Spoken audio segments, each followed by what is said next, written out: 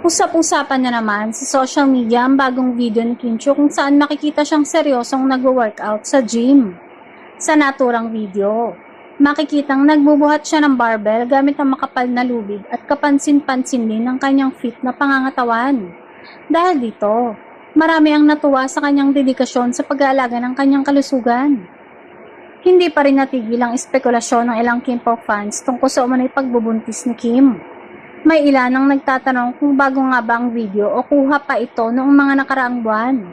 Ayon sa kanila, hindi raw sapat ang naturang video upang tuluyang pabulaanan ng mga kumakalat na haka-haka, lalo na't wala namang kumpirmasyon mula kay Kim o sa kanyang kampo.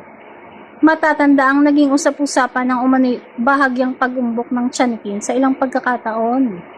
May mga netizen ding nagbigay pansin na tila iniiwasan umano niya ang ilang mabibigat na physical activities gaya ng matinding running at mga sayaw na may lifting.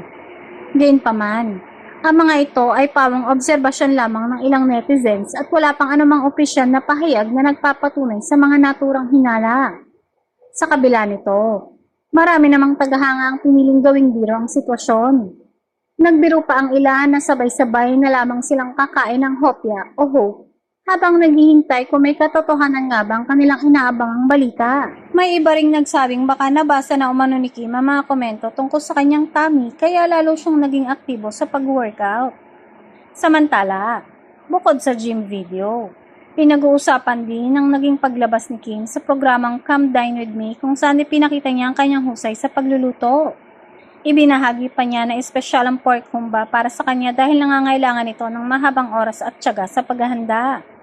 Ayon kay Kim, kapag ipinagluto niya ng humbang isang tao, ibig sabihin ay tunay itong espesyal sa kanya.